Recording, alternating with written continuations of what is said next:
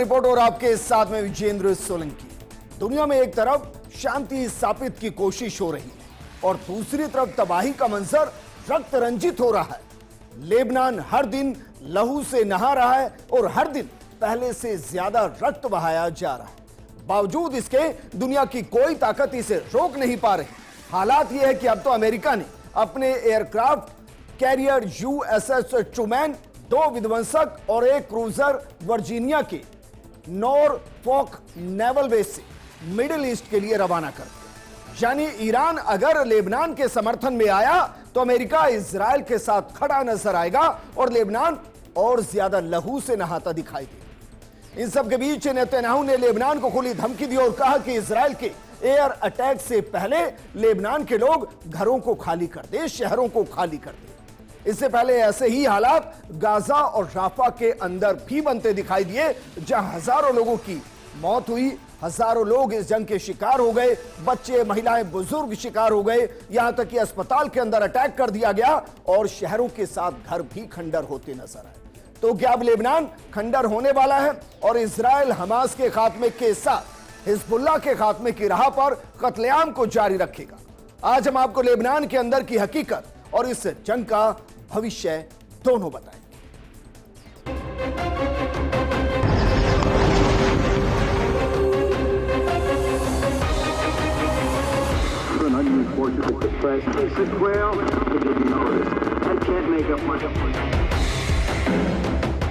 The IDF has warned you to get out of harm's way. Take this warning seriously. Don't let Hezbollah endanger your lives and the lives of your loved ones.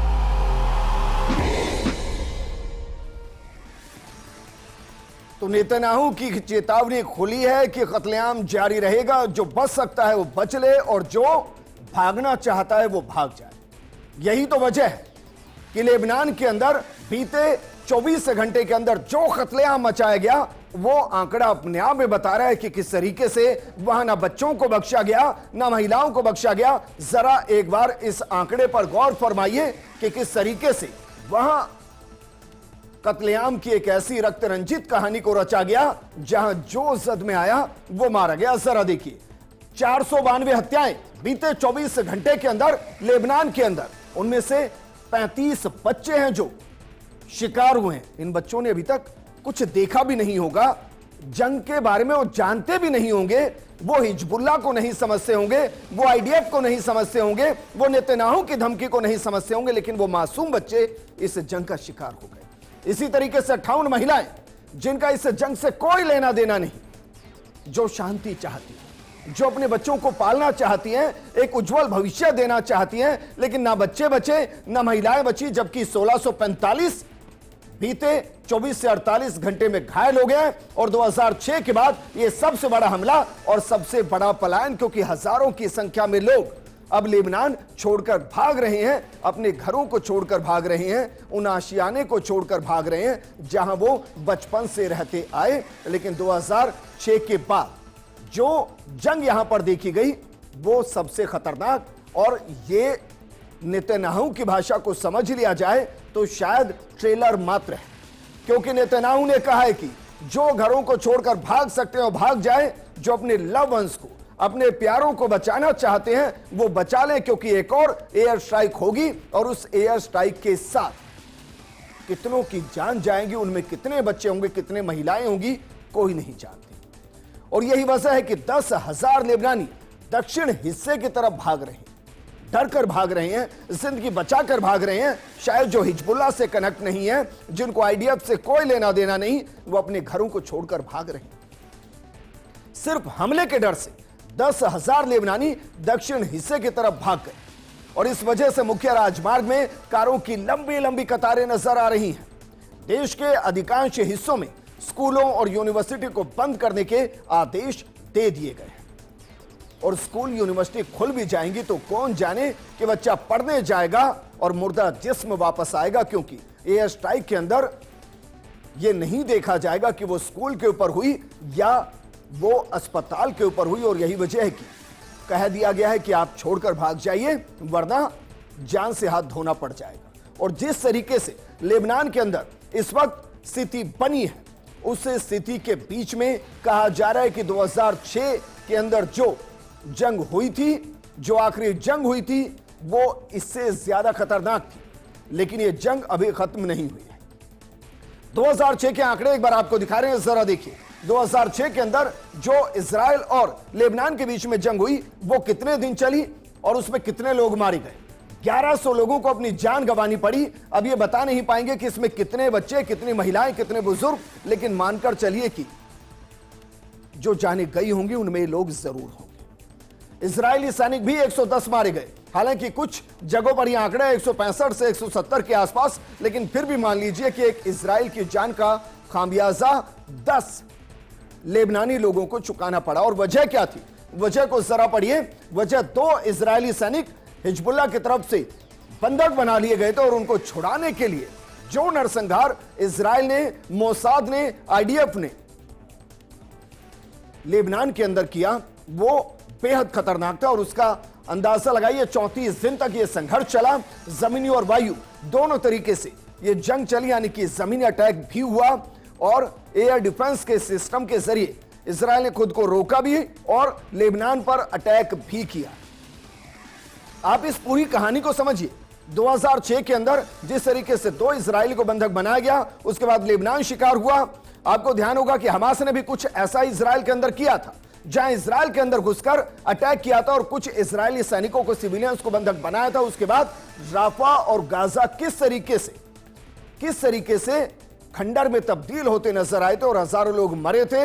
अब एक बार फिर से वही Lebanon के अंदर हो रहा है, क्योंकि लेबनान ने हमास का समर्थन किया और हमास के समर्थन का खामियाजा अब लेबनानी वहां पर भुगत रहे हैं। हिजबुल्लाह ने जो किया उसका खामियाजा वहां के लोकल लोग भुगत रहे हैं। उनको घर छोड़कर भागना पड़ रहा है, वरना मारे जाएंगे। लेकिन इजराइल और हमास की यह दुश्मनी आखिर कितनी पुरानी है और क्या इसका कोई अंत है? इसको जरा समझिए, क्योंकि पिछले साल 7 अक्टूबर को हमास के लड़ाकों ने अचानक से इजराइल में घुसकर अटैक किया था। आपको ध्यान होगा, वो वीडियो काफी वायरल हुए थे और इस हमले में सैकड़ों लोग मारे गए थे। करीब 250 इजरायली नागरिकों को हमास के लड़ाके बंधक बनाकर गाजा ले गए थे। उसके बाद इजराइल ने गाजा में अटैक किया था और हमास के अंतिम लड़ाके को मारकर ही युद्ध खत्म करने का अघोषित ऐलान किया था। कई देशों ने दोनों पक्षों से संयम बरतने का आह्वान भी किया था, लेकिन इन सब के बीच में हिजबुल्लाह भी मैदान में आ गया और इजराइल पर रॉकेट से हमला कर दिया, या ये कहें कि बैठे बैठाए मौत बुला ली। अब इजराइल ने भी हिजबुल्लाह से निपटने की तैयारी कर दी है और पिछले कुछ दिनों से लेबनान में सिलसिलेवार तरीके से हमले देखने को मिल रहे हैं और जो हमला हो रहा है वो बीते हमले से ज्यादा खतरनाक हो रहा है और हजारों की संख्या में रॉकेट दागे जा रहे हैं। आप अगर वीडियो को देख लेंगे उन इलाकों के, तो आपको जलते हुए शहर नजर आएंगे, खंडर होते हुए शहर नजर आएंगे, मासूम जलते हुए नजर आएंगे और धमाके के साथ पूरी की पूरी इमारत मलबे में तब्दील होती हुई नजर आएगी। एक ऐसा ही वीडियो सामने आया, उस वीडियो ने रूह को कपा दिया, क्योंकि इस वीडियो के अंदर आग के गोले के बीच में जो घर हैं वो जल रहे थे, बर्बाद हो रहे थे। लेकिन उसको लेकर आईडीएफ, इजराइल डिफेंस फोर्स ने अपनी एक अलग टिप्पणी दी। उन्होंने क्या कुछ कहा यह हम आपको बता रहे हैं, क्योंकि जो कहा गया उसमें यह कहा गया कि घरों के अंदर हथियार थे, वो हथियार जो हिजबुल्लाह इजराइल के खिलाफ इस्तेमाल कर रहा था। और जिन घरों के ऊपर अटैक किया गया उन घरों के अंदर से क्या कुछ मिला, या कहें कि उस अटैक के दौरान क्या कुछ इजराइल ने बर्बाद करने का दावा किया, यह हम आपको बता रहे हैं। जरा इसको भी देखिए, क्योंकि यह बेहद खतरनाक है।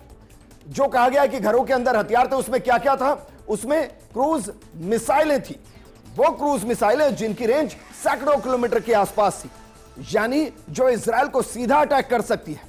इसके अलावा भारी रॉकेट थे, भारी मात्रा में रॉकेट वहां थे, वो जिनका 1000 किलोग्राम वॉरहेड की क्षमता थी, 1000 किलोग्राम के आसपास उनका वजन था और युद्ध के अंदर इस्तेमाल वो किए जाते थे। इसके अलावा कौन से रॉकेट थे?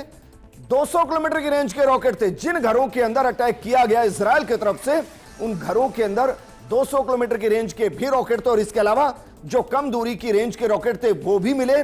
इसके अलावा हवाई वाहन मानव रहित, जिन्हें आप अंग्रेजी में ड्रोन कहते हैं, वो भी वहां मिले। और कहा यह गया है कि लेबनान में 1600 टारगेट पूरी तरह से खत्म किए गए और जहां हिजबुल्लाह ने हथियार छिपा कर रखे थे उन टारगेट को पूरे तरीके से नेस्ते नाबूद किया गया। तो क्या वाकई में इजराइल ने, आईडीएफ ने, मोसाद ने उन घरों को बर्बाद कर दिया, उन घरों को तबाह कर दिया जहां हिजबुल्लाह ने अपने हथियारों को छुपा कर रखा था? और क्या उसी के चक्कर में सिविलियंस की जान गई? क्योंकि उन घरों के अंदर सिविलियंस थे।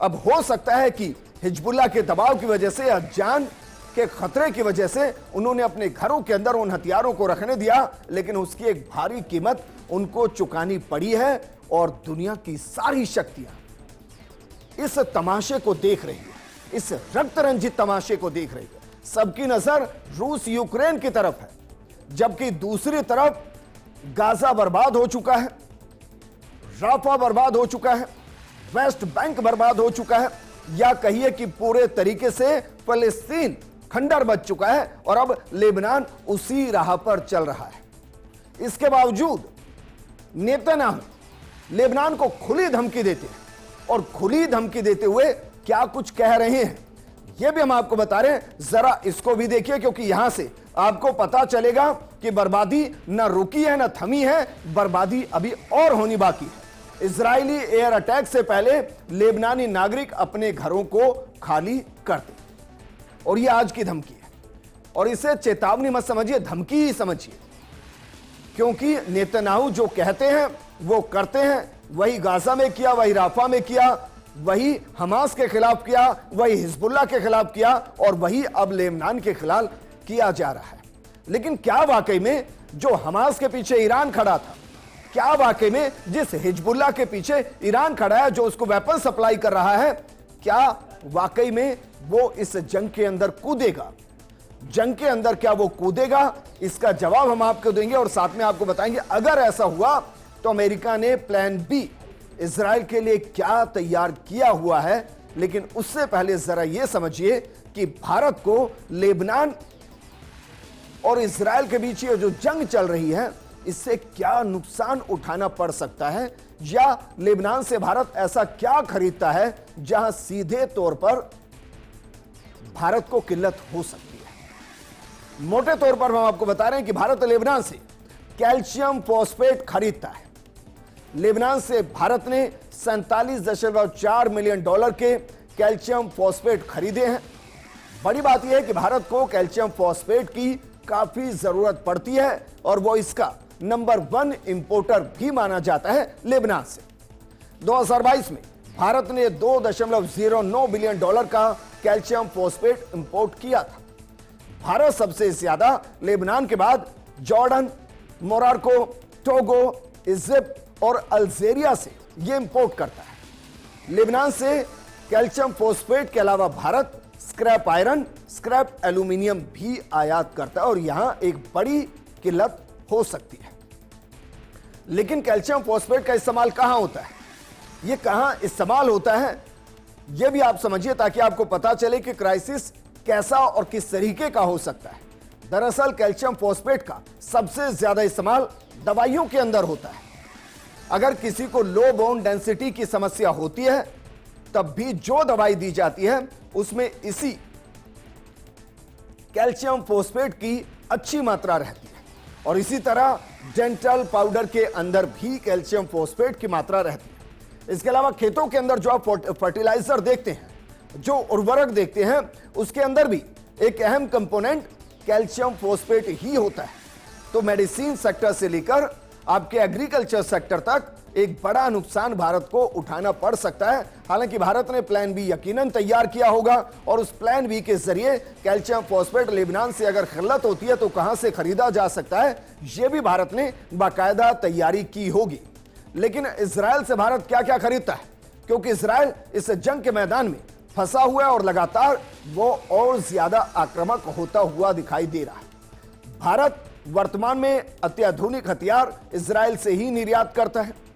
भारत ने पिछले 10 सालों में इजराइल से रडार सर्विलांस खरीदा है, लड़ाकू ड्रोन्स खरीदे हैं, यहां तक कि मिसाइल्स भी इजराइल से ही खरीदी है। अब अगर कहीं भी युद्ध शुरू होता है तो सबसे पहला असर सप्लाई चेन पर ही पड़ता है, क्योंकि वो देश आत्मरक्षा के लिए जो प्रोडक्शन कर रहा होता है वो खुद इस्तेमाल कर रहा होता है, इसलिए सप्लाई चेन सबसे ज्यादा बाधित होती है। जरूरी सामान से लेकर हथियारों का आदान प्रदान करना ऐसी स्थिति में बेहद मुश्किल हो जाता है। उल्टा वो देश जो वेपन सप्लायर की भूमिका निभाता है वो अब वेपन खरीद रहा होता है बाकी देशों से। ऐसे में जो उसके ऊपर डिपेंडेंट होते हैं वहां एक बड़ी किल्लत आती है। ऐसे में अगर इजराइल लगातार कई देशों से युद्ध यूं ही करता रहेगा तो इसका असर भारत पर भी पड़ना लाजमी है। भारत और इजराइल के बीच में 89,000 करोड़ का कारोबार चलता है। अब सोचिए जरा, जिस तरीके से जंग चल रही है, इस जंग के अंदर भारत को भी अघोषित तौर पर एक कीमत चुकानी पड़ सकती है। हालांकि भारत हमेशा से शांति दूत की भूमिका में रहा है। 2006 का, जिसका हमने जिक्र किया था कि 2006 के अंदर सबसे बड़ा अटैक लेबनान के अंदर हुआ था इजराइल की तरफ से, जब उनके 2 सेना कर्मियों को बंधक बनाया गया था। उस दौरान भी भारत की सेना लेबनान पहुंची थी और लेबनान पहुंचकर शांति स्थापित वहां की गई थी।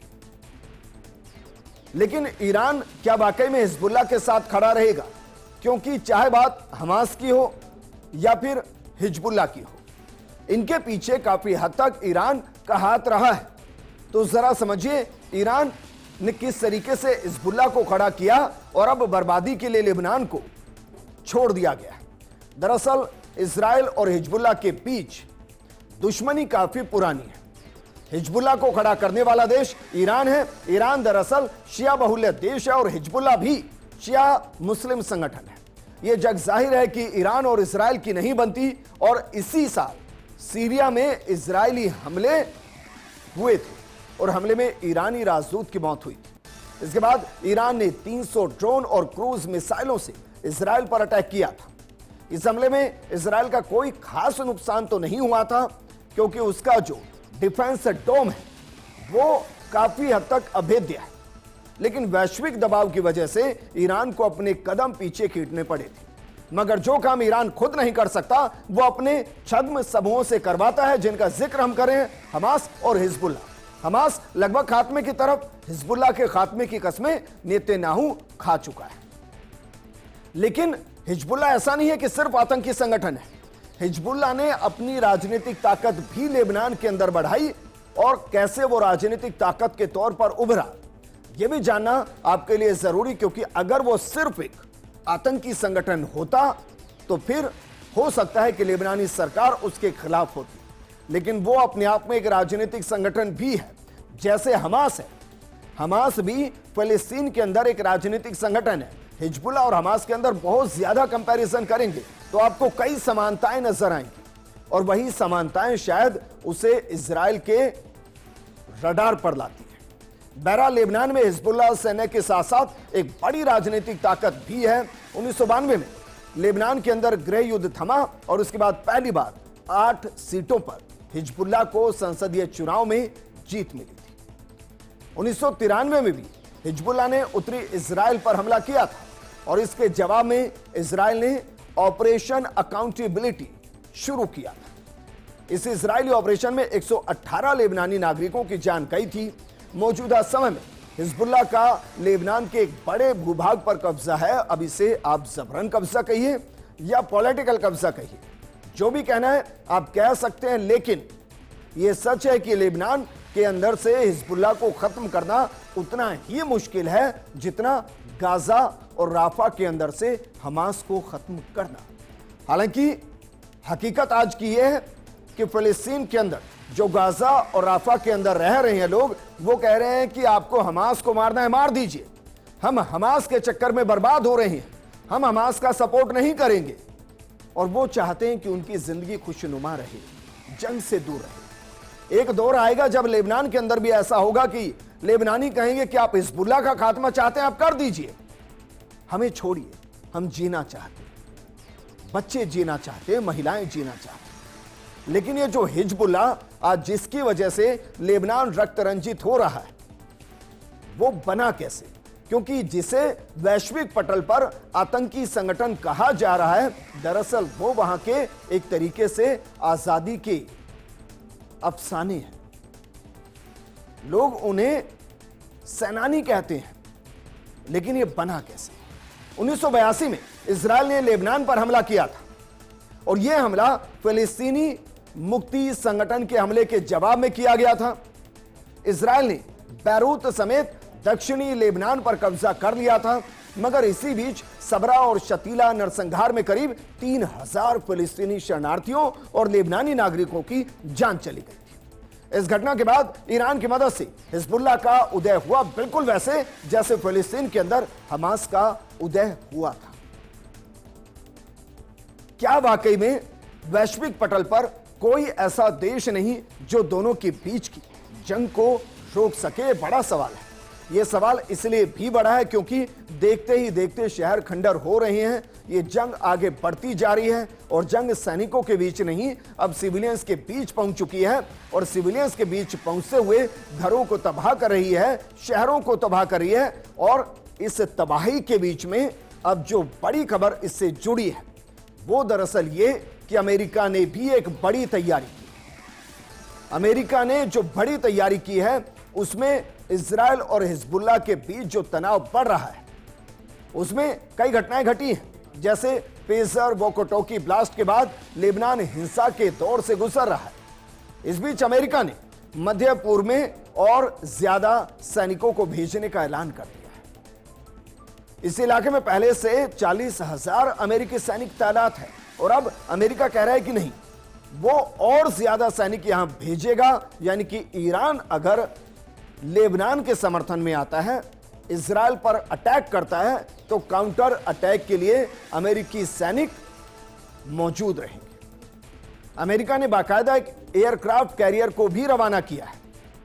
वहीं इजरायल की सेना जल्द ही लेबनान पर हमले का ऐलान कर सकती है और नेतन्याहू ये पूरे तरीके से बता चुके हैं। फिलहाल मध्य पूर्व में कितने अमेरिकी सैनिकों को भेजा जाना है इसकी कोई जानकारी साझा नहीं की गई, लेकिन अमेरिका ने अपने एयरक्राफ्ट के साथ साथ युद्धपोत समुद्र के अंदर उतार दिया है और समुद्र के अंदर उतारकर उसे एक्टिव कर दिया है। जैसे ही ईरान की एंट्री होगी, अमेरिका की भी इस जंग के अंदर एंट्री होगी और यकीनन वो रक्त रंजित होगी और वो लेबनान को और ज्यादा लहू से लाल करती हुई नजर आएगी। इस प्रोग्राम में फिलहाल इतना ही, क्योंकि हाल फिलहाल लेबनान के अंदर कत्लेआम रुकता हुआ दिखाई नहीं दे रहा है, लेकिन हम फिर कहेंगे शांति ही अंतिम विकल्प, और अगर कोई आतंकी संगठन तो उसके खात्मे की जरूरत पूरी दुनिया को है, क्योंकि वो अगर रहेंगे तो वो बर्बादी लाते रहेंगे। लेकिन अगर कोई अपने देश के अंदर उसकी संप्रभुता की रक्षा के लिए काम कर रहा है तो उसका सम्मान होना चाहिए, लेकिन वो भी रक्त रंजित नहीं होना चाहिए। इस प्रोग्राम में फिलहाल इतना ही, लेकिन आप बने रहिए फर्स्ट इंडिया न्यूज के साथ, क्योंकि खबरों का सिलसिला लगातार जारी है। नमस्कार।